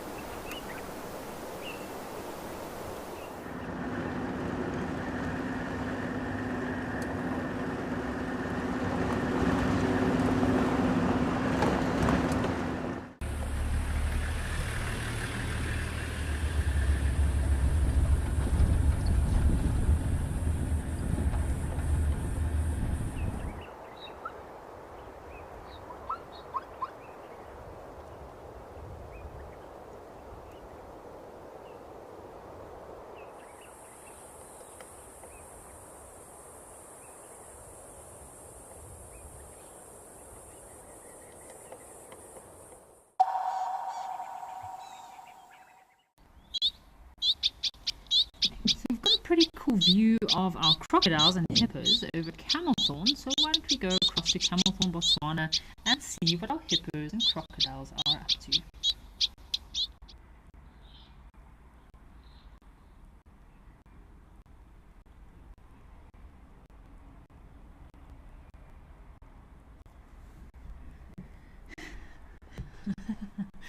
So, quite unusual to see these hippos and crocodiles so close to one another.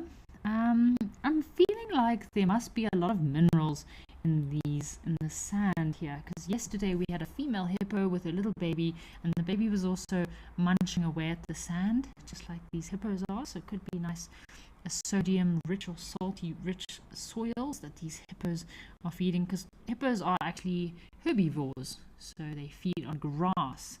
So they're currently practicing a behavior what's known as geophagia, and I think it is to absorb some minerals from the soil here.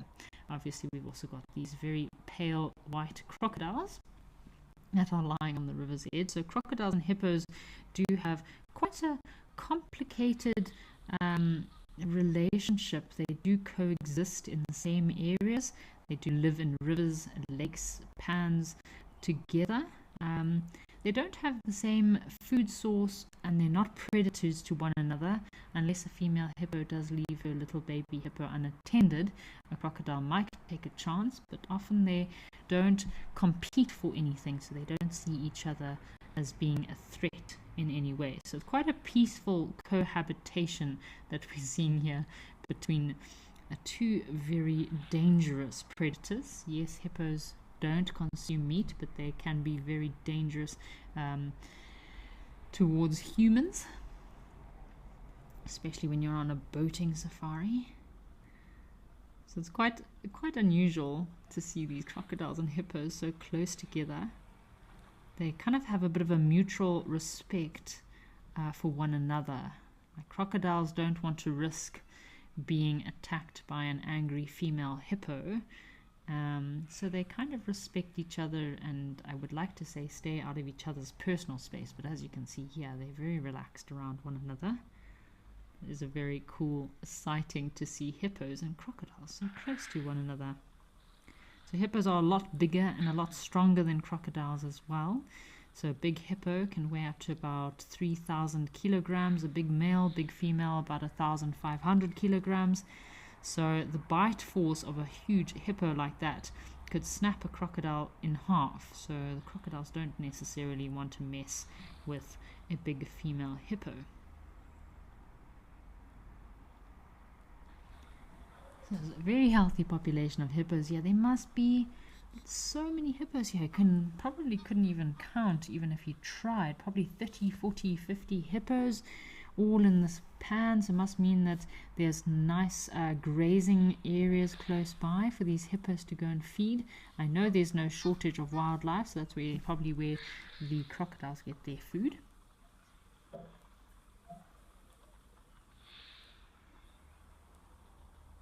So Jive Bunny, thank you for your comment. It has definitely been a pleasure hosting you today, and I'm glad that you've managed to see some clips from BK and I at Valverfonden.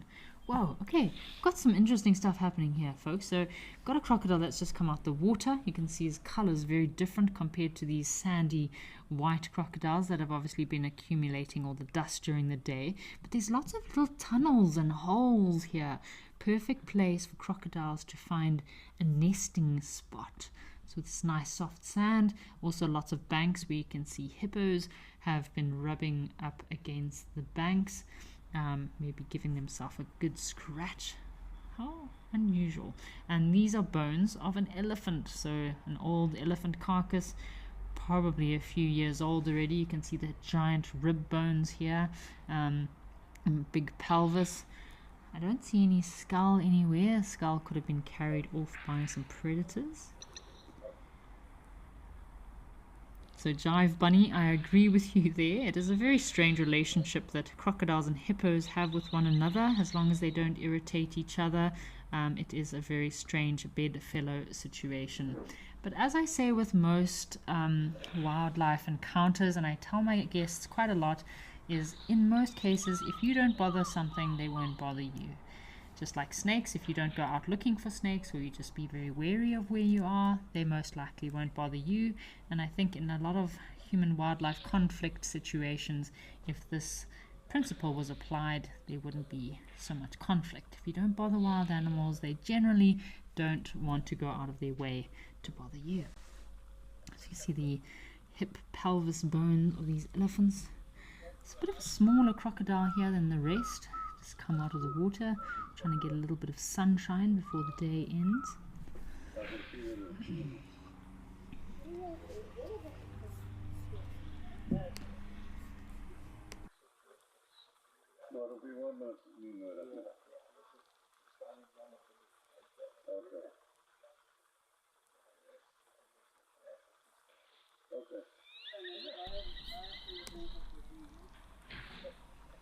So just admiring these interesting little holes in the banks here. Let's see what else is out there. Looks like we've got some Egyptian geese. Amazing to see all these little elephant pathways and passages. It just makes me so excited to think how much wildlife comes down these pathways to the water. Well, it's like a little crocodile dome or a crocodile cave. What is going on in there? It could be a great place for a crocodile to lay some eggs. Crocodiles do like to nest in nice, soft, sandy soil, but I've never quite seen a crocodile in a cave like this before. How unusual. Those big smiley teeth looking straight at us. I wouldn't want to try to get past that crocodile into the cave. Quite a strange little spot. It's amazing how you learn new things about nature every day. So you can see this is a spot that's used quite regularly by these crocodiles. You can see a lot of sliding and dragging marks in and out. Could be a nice little protective spot for this crocodile, out of the wind but still in the sunshine.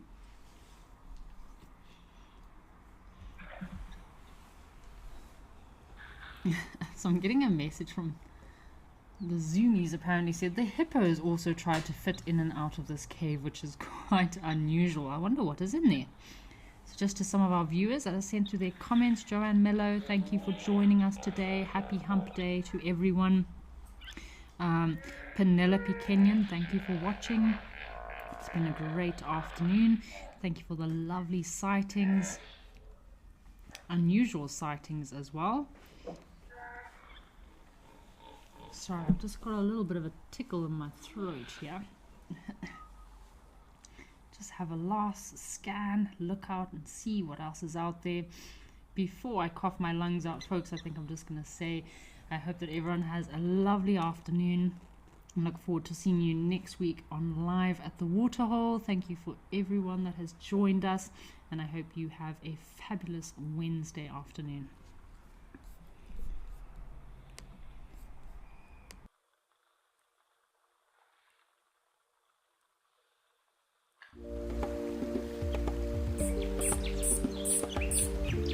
Welcome to Safari Spotlight. We're heading out on a journey of natural discovery through some of South Africa's most wilderness areas, the Greater Kruger, the Albany district of the Eastern Cape, and the mystical Waterberg. We're going to be searching for animals great and small and the fantastic plants and landscapes that sustain them. If you like what you see on Safari Spotlight, you can visit these wild places. You can go to Wild Earth Travel, where we will create your perfect safari.